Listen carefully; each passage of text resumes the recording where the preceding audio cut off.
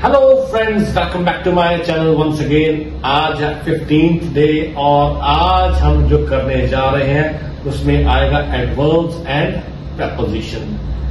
Adverbs का नाम सुन के कुछ लोग कंफ्यूज हो जाएंगे, प्रेपोजिशन का नाम सुन के भी कुछ लोग कंफ्यूज हो जाएंगे। अगर किसी को टर्म्स के बारे में नहीं पता तो फिक्र मत कीजिए, हमने उनके अंदर जो वर्ड्स आते हैं उस पर फोकस करना है। हमने फोकस करना है कि एडवर्ब में जो वर्ड्स आते हैं वो कौन कौन से होते हैं और उनका मीनिंग क्या होता है, प्रेपोजिशन में कौन कौन से वर्ड्स आते हैं और उनका मीनिंग क्या होता है, और कैसे हमने उन वर्ड्स को यूज करके सेंटेंस बनाने हैं। हमने ये ज्यादा फोकस नहीं करना कि हाई एडवर्ब्स प्रेपोजिशन ये इतना सब कुछ करना है। ये एडवर्ब्स प्रेपोजिशन टर्म्स मैंने उन लोगों के लिए यूज की है जिनको इंग्लिश के बारे में नॉलेज है। जिनको नहीं है उनको ज्यादा कंफ्यूज होने की जरूरत नहीं है। उन्होंने फोकस करना है उस पर कि कैसे हमने सेंटेंस बनाने हैं, छोटे छोटे सेंटेंस, और कैसे इन वर्ड्स को यूज करना है अपने सेंटेंस के बीच में। सो हम लोग चलते हैं अपने वर्ड्स की तरफ, जो मैं आज आपको दूंगा एडवर्ब्स में और प्रेपोजिशन में। आज जो वर्ड्स मैं आज आपको दूंगा वो है एडवर्ब्स, और उनमें ऐसे 6 वर्ड्स आते हैं जो हम लोग अपने डेली लाइफ में यूज करते ही करते हैं। कुछ ऐसे वर्ड्स, मान लीजिए कि आप हमेशा कोई काम करते हैं हफ्ते में, तो हमेशा मतलब ये भी एक एडवर्ब हो गया। आप आमतौर पर कोई काम ऐसा करते हैं जो हफ्ते में एक आध दिन नहीं करते, और आमतौर पर वो काम करते ही करते हैं। अब आमतौर ये यूज हो गया हमारे डेली लाइफ में, ये भी एडवर्ब हो गया। अब आप कोई ऐसा काम जो अक्सर करते हैं, मतलब कि हफ्ते में 2 दिन नहीं करते और 5 दिन वो काम आप करते ही करते हैं, इसमें क्या मैंने यूज किया वर्ड अक्सर, ये क्या हो गया एडवर्ब। अब कोई ऐसा काम जो आप कभी कभी करते हैं, मतलब रोज नहीं करते, हफ्ते में एक दिन छोड़ के शायद करते हैं, ऐसे वर्ड्स कभी कभी, ये क्या हो गया एडवर्ब। अब एक वर्ड ऐसा हो गया जो आप शायद ही कभी या कभी कभार, हफ्ते में एक बार करते हैं, कभी कभार, शायद ही कभी, ये क्या हो गया एडवर्ब। और कोई ऐसा काम जो आप कभी नहीं करते, पूरे हफ्ते में कभी भी नहीं करते, तो कभी नहीं क्या हो गया एडवर्ब। अब इनको हम लोग इंग्लिश में क्या कहते हैं, अब आप देखिए, हमेशा मतलब कि 100% आप काम करते ही करते, इसको क्या बोलते हैं ऑलवेज। आमतौर पे जो आप 90% हफ्ते में काम करते हैं, आमतौर का क्या वर्ड हो गया, मीनिंग हो गया इंग्लिश में यूजुअली। अक्सर को इंग्लिश में क्या बोलते हैं ऑफ्टन। कभी कभी इसको इंग्लिश में क्या बोलते हैं समटाइम्स। और शायद ही कभी या कभी कभार, इसके 2 वर्ड्स हैं, इसको क्या कहते हैं रेयरली और सेल्डम। रेयरली कभी कभी या कभी कभार, शायद ही कभी, सेल्डम भी सेम ही होता है। और एक होता है नेवर, ये होता है कभी नहीं। ये कुछ ऐसे एडवर्ब्स हैं जो हम लोग रोज यूज करते हैं, और मैं इनको यूज करके एक सेंटेंस बनाऊंगा और एक एक करके आपको समझाऊंगा। अब आप देखिए, मैंने ऑलवेज यूज किया है सबसे पहले, तो मैंने क्या सेंटेंस बनाया है ऑलवेज यूज करके, I always wake up at 7 AM, मतलब कि मैं हर रोज सुबह 7 बजे उठता हूं। मॉर्निंग में मैंने क्या बोला था इन द मॉर्निंग, पहले लेक्चर में भी, सॉरी पिछले कुछ लेक्चर से पहले मैंने आपको बताया था कि मॉर्निंग की बात जब करनी है तो वहां पे यूज करना है इन द मॉर्निंग। तो मैंने यहां पे लिखा I always wake up at 7 AM in the morning. अब जो ये एडवर्ब है ये सब्जेक्ट के बाद आते हैं और कई बार सब्जेक्ट के पहले आते हैं। अब यहां से जो ये 6 वर्ड्स हैं, इनमें से हम लोग देखेंगे कौन से सब्जेक्ट के बाद आते हैं और कौन सा सब्जेक्ट से पहले आता है। अब देखिए यहां पे I usually go to the gym. अब इसका मतलब क्या हो गया, यूजुअली का मतलब आमतौर पे, तो मैंने क्या लिखा, मैं आमतौर पर जिम जाता हूं। अब जो मैं ये आपको बता रहा हूं जी कि एडवर्ब सब्जेक्ट के बाद ही आता है, पहले नहीं आता, ये सिर्फ आपको समझाने के लिए है। जब आपको यूज करने आ गए तब आप चाहे इसको पहले लगाओ चाहे बाद में लगाओ, लेकिन ये सब्जेक्ट के बिल्कुल साथ ही आता है, या पहले या बाद में आता है। उसके बाद देखिए क्या मैंने यूज किया है ऑफ्टन। ऑफ्टन। अब ऑफ्टन एक ऐसा एडवर्ब है जो क्वेश्चंस में बहुत यूज होता है।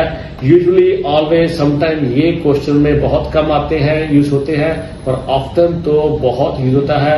और ऑफ्टन आपको अपने दिमाग में डालना ही डालना है, क्योंकि ऑफ्टन से क्वेश्चन भी बनेगा और ऑफ्टन से आपको आंसर भी बनाना आसान हो जाएगा। अब देखिए यहाँ पे क्या लिखा है, आई ऑफ्टन ईट ब्रेड, मतलब मैं अक्सर ब्रेड खाता हूं। कब खाता हूं, ये मैंने लिखा है इन द मॉर्निंग। तो क्या हुआ, मैं अक्सर सुबह ब्रेड खाता हूं। अब आगे आ गया एडवर्ब समटाइम्स। अब मैंने समटाइम्स को सब्जेक्ट से पहले यूज किया है। मैंने क्या लिखा है, sometimes I go to the temple, कभी कभी मैं टेम्पल जाता हूं। ये सिख टेम्पल भी हो सकता है और ये हिंदू टेम्पल भी हो सकता है। और आपने मस्जिद डालना है तो यहां मस्जिद डाल लीजिए, अगर आपने चर्च डालना है तो यहां पे चर्च भी डाल सकते हैं। अब रेयरली, रेयरली को भी मैंने सब्जेक्ट से पहले यूज किया है। अब मैंने क्या लिखा, रेयरली या सेल्डम आई ईट नॉन वेज फूड, मतलब मैं कभी कभार ही नॉन वेज खाता हूं। अब कैसे कैसे यूज करता है आपने भी ऐसे ऐसे ही समझना है और वैसे वैसे ही इसको यूज करना है। अब एक और जो लास्ट एडवर्ब था मैंने आपको बताया नेवर, तो मैंने यहां पे यूज किया आई नेवर लाई, मतलब मैं कभी झूठ नहीं बोलता।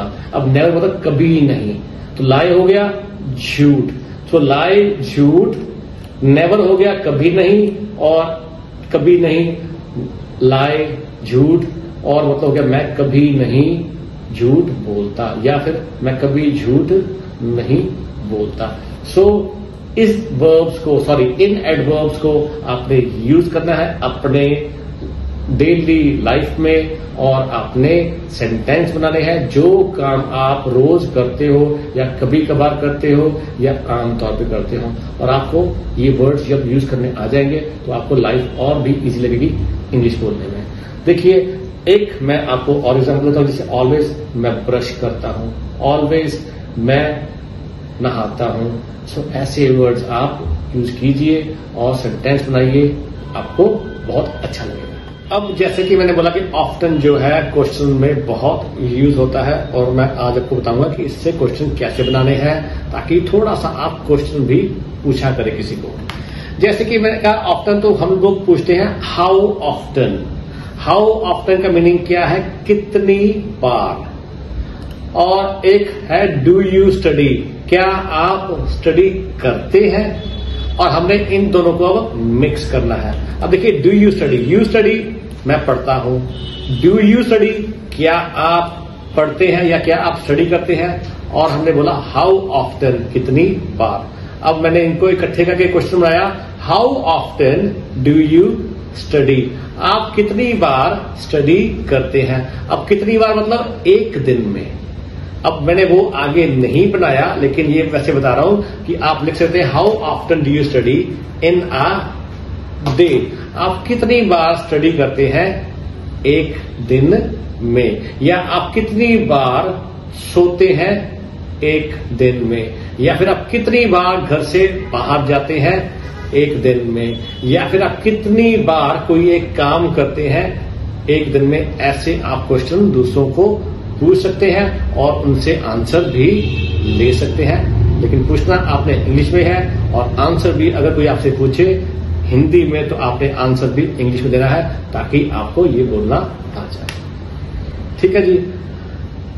जैसे कि मान लीजिए एक मैंने और आंसर यहां पे दिया है, एग्जांपल दिया है, जैसे कि आप 2 बार स्टडी करते हैं दिन में, तो आप आंसर कर देंगे I study twice a day, मैं दिन में 2 बार पढ़ता हूं। ठीक है, आगे चलते हैं हम प्रेपोजिशन की तरफ। अब प्रेपोजिशन क्या होते हैं, जो वर्ड्स, कुछ ऐसे वर्ड जो आपको लोकेशन के बारे में बताए, आपकी लोकेशन या किसी की लोकेशन के बारे में, या कोई डायरेक्शन के बारे में बताए, या फिर वो टाइम के साथ यूज होते हैं, ऐसे वर्ड्स को प्रेपोजिशन कहते हैं। और कैसे कैसे वर्ड्स आते हैं हम लोग देखते हैं आगे। अब देखिए यहां पे ऑन आ गया, ऑन भी क्या है, प्रेपोजिशन है, और ऑन का मतलब क्या होता है, पर। अब देखिए आपने कहना है कि मैंने किताब टेबल पर रखी है, तो कैसे बोलेंगे कि पर, अब यूज हो गया ना, मैंने किताब टेबल पर रखी है, अब पर यूज हो गया, और ये पर क्या है, ऑन। अब इसके बाद आता है अंडर। अंडर का मतलब क्या होता है, नीचे। अब आ गया in front of. In front of मतलब किसी चीज के सामने। मान लीजिए मेरे सामने अभी मेरा ये मोबाइल फोन है जिससे मैं रिकॉर्डिंग कर रहा हूं, तो मैं कहां बैठा हूं, मैं बैठा हूं कैमरे के फ्रंट पे। ये कैमरा कहां है, ये मेरे फ्रंट पे। तो ऐसी जो बातें करनी है इसके सामने, तो ये वर्ड होता है इन फ्रंट ऑफ। ठीक है। एक होता है एट। एट होता है पर, और मैंने आपको पहले भी कहा था अगर टाइम की बात करनी है तो वहां पे एट लग जाता है, जैसे एट 7 o'clock, एट 9 o'clock, वहां पे एट आता ही आता है। और पर, कोई ऐसा वर्ड ऑन भी पर है और एट भी पर है, इन दोनों को यूज करना थोड़ा सा डिफरेंट होता है। हर जगह पे एट नहीं आता और हर जगह पे ऑन भी नहीं आता, पर मीनिंग इन दोनों का पर ही है। और मैं आपको बताऊंगा आगे कि एट कहां यूज करना है और ऑन कहां यूज करना है। एक होता है अबव। अबव होता है ऊपर। बिहाइंड। बिहाइंड होता है पीछे। जैसे मेरे पीछे ये अभी ग्रीन कलर है, ठीक है। मेरे ऊपर क्या है, मेरे ऊपर छत है। बिसाइड। अब बिसाइड एक ऐसा वर्ड होता है जो पीछे भी नहीं है, जो आगे भी नहीं है। बगल। बगल में क्या हो गया, मान लीजिए ये पेन देख रहे हैं आप, ये पेन अगर मैं यहां पे रखूं तो ये मेरे हो गया बिल्कुल साथ में, ये हो गया मेरे पीछे, ये हो गया मेरे आगे। पर अगर मैं इसको यहां रखूं, ये ना मेरे साथ है, ना पीछे, ना मेरे आगे, तो ऐसे वर्ड जो चीज यहां रखी हो उसको बोलते हैं बिसाइड, जो कि होता है बगल, जो साथ में नहीं है, पीछे नहीं है, आगे नहीं है, थोड़ा सा आगे पीछे, मतलब थोड़ा सा यहां पे या थोड़ा सा यहां पे, बिल्कुल साथ में नहीं, तो इसको बोलते हैं बगल में। विद। विद होता है साथ में। Next to. नेक्स्ट भी होता है साथ में, सॉरी यहां मैंने बगल लिखा हुआ है। नेक्स्ट होता है साथ में, नेक्स्ट टू, ठीक है जी। नेक्स्ट भी हो गया साथ में। इन। इन हो गया में, इसका मीनिंग होता है में। बिटवीन। बिटवीन होता है बीच में। और एक आता है टू। टू तो बहुत अलग अलग ईयर्स पे आके अलग अलग मीनिंग निकालता है, जैसे कि टू को भी हो सकता है, टू तक भी हो सकता है, टू की और भी हो सकता है, टू करने के लिए भी हो सकता है, टू कंपैरिजन करने के लिए, बजाय मतलब कंपेयर करने के लिए भी टू यूज होता है। और इन सबको जैसे जैसे मैंने यहां पे आपको बताया, ये 5 तरह के हैं जहां पे ये ऐसे सेंटेंस आते हैं जहां पे टू लगता है, उनका मीनिंग डिफरेंट हो जाता है। ये 5 के 5 सेंटेंस मैं आज आपको करवाऊंगा और आपको बताऊंगा कि कैसे इसका मीनिंग डिफरेंट सेंटेंस में चेंज हो जाता है। उसके बाद आता है ऑफ। ऑफ है का। उसके बाद आता है फ्रॉम। फ्रॉम का मीनिंग होता है से। और फिर आता है फॉर। फॉर का मीनिंग होता है के लिए। के लिए। ये सब मैं आज आपको यूज करूंगा और इनके सेंटेंस बनाऊंगा ताकि आपको समझ आ जाए कि कहां कहां पे इनको यूज करना, कैसे यूज करना है। अब हम इन वर्ड्स को यूज करेंगे और सेंटेंस बनाएंगे। सबसे पहले देखिए ऑन। तो मैंने क्या सेंटेंस बना है, the book is on the table. Table मतलब मेज। ऑन हो गया पर, सो पे मेज पर। अब द बुक किताब इज है, तो क्या होगा, the book is on the table, किताब मेज पर है। आगे मैं आपको एक एक वर्ड नहीं समझाऊंगा, अब मैं थोड़ा सा इंग्लिश बोलूंगा ताकि आपको भी समझ आ जाए कि सेंटेंस बोलना है, सेंटेंस को समझना है। एक एक चीज दिमाग में, अगर हम लोग हिंदी में सोचेंगे फिर इंग्लिश में बहुत टाइम लग जाएगा। अब आपको भी कुछ कुछ ऐसे ही रेपिटेशन करनी है, जैसे आप देखेंगे वैसे ही आप रिपीट करेंगे। जब आप रिपीट करेंगे आपके दिमाग और मुंह में वो बात बैठ जाएगी और आप ऐसे ही बोलते जाएंगे। अब अंडर। अंडर को मैंने कैसे यूज किया है, the book is under the table, किताब मेज के नीचे है। अब इन फ्रंट ऑफ, ठीक है जी। अब इन फ्रंट ऑफ कैसे मैंने बनाया, the book is in front of the table, तो मैंने क्या लिखा है, किताब मेज के सामने है। जैसे कि मैंने आपको कहा था मेरे सामने कैमरा है, तो मैंने क्या बोला, the camera is in front of me, और मैं कैमरे के बिल्कुल सामने हूं, तो मैं कहूंगा आई am in front of camera. तो आप ऐसे यूज करना है इस वर्ड्स को। और उसके बाद मैंने अबव, अबव क्या है, the picture is above the table, मतलब जो चित्र है मेज के ऊपर है, मेज है और उसके थोड़ा सा जो ऊपर थोड़ा सा ज्यादा ऊपर हो तो वो क्या होगा, अबव, उसके ऊपर है, बिल्कुल सीलिंग पे नहीं, ऊपर। Behind, the chair is behind the table, जैसे मेरे पीछे ये ग्रीन कलर है वैसे ही यहां पे the chair is behind the table, कुर्सी मेज के पीछे है। अब मैं बोला the green colour is behind me, जो ग्रीन कलर है वो मेरे पीछे है।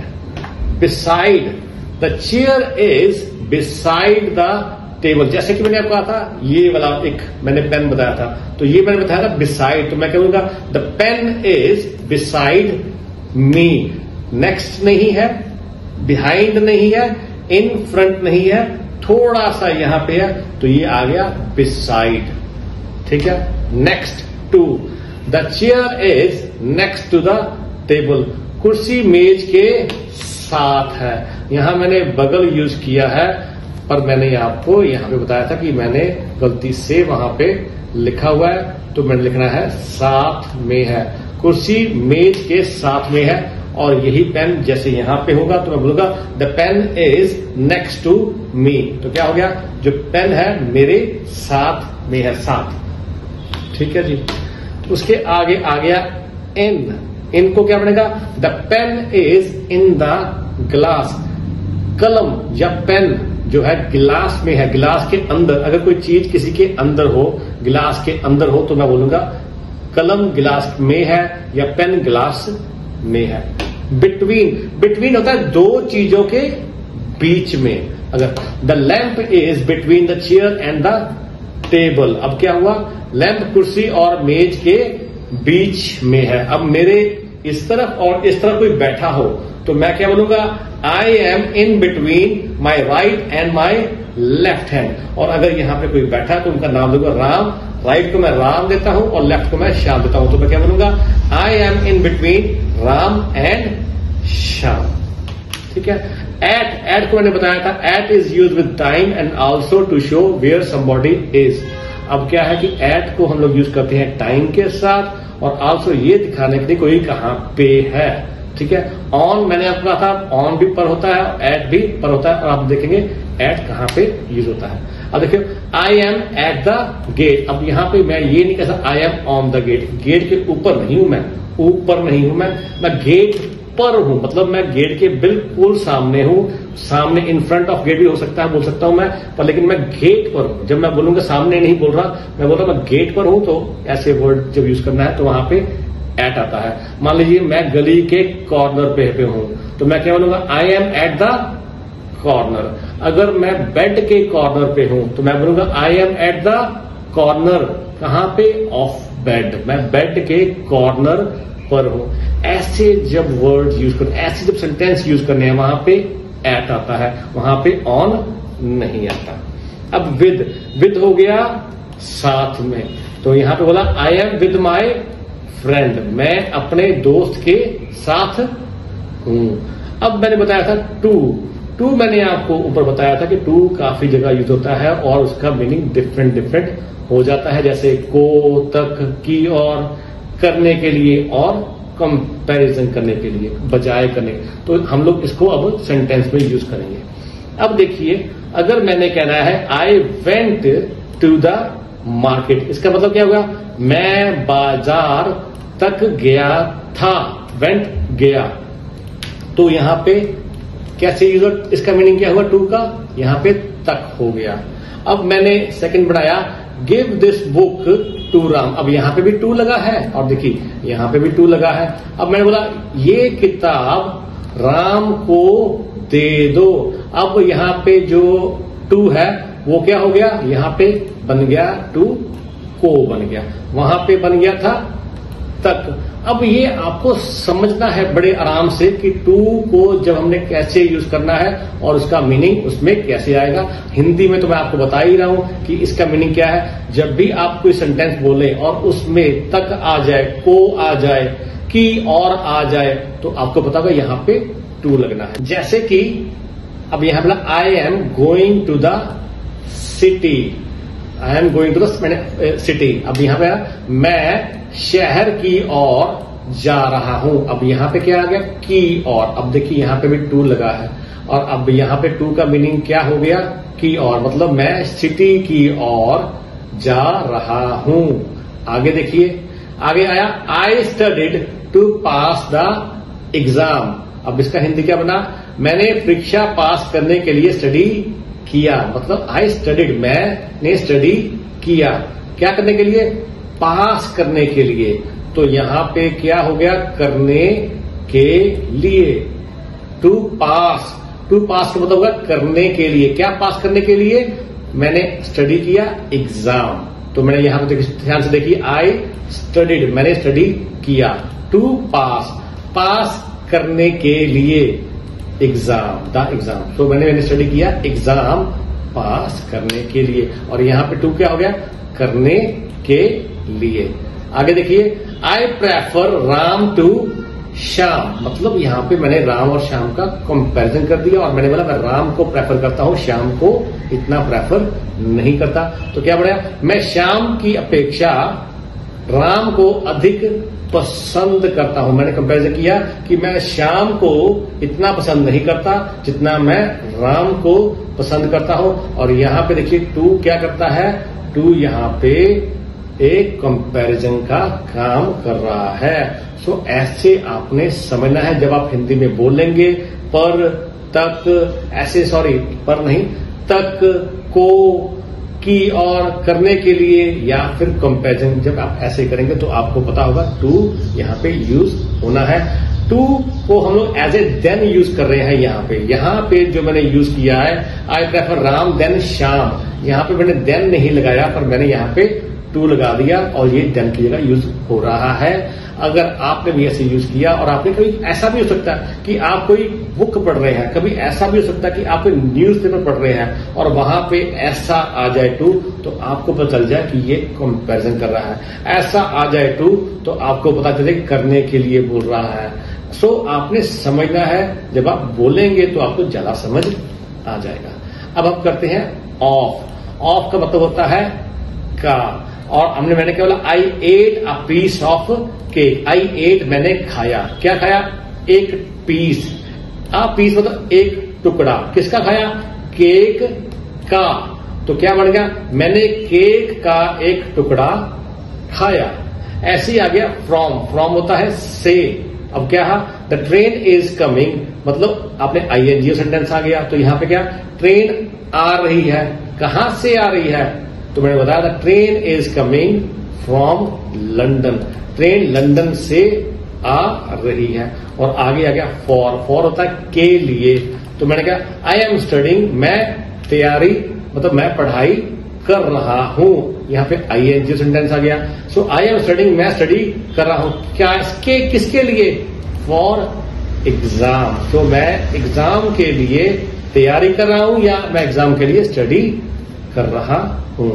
सो होपफुली अब आपको समझ आ गया होगा प्रेपोजिशन क्या है और एडवर्ब्स क्या है और इनको सेंटेंस में हमने कैसे यूज करना है। आपने भी ऐसे ही इन वर्ड्स को अपने सेंटेंसेस में यूज करना है और अपनी इंग्लिश को भी इंप्रूव करना है। See you in the next video. तब तक आप मेरी वीडियो को ध्यान से देखिए और मुझे प्लीज कमेंट्स भी कीजिए। और अगर आपको पसंद आए तो मेरे चैनल को सब्सक्राइब करना मत भूलिए।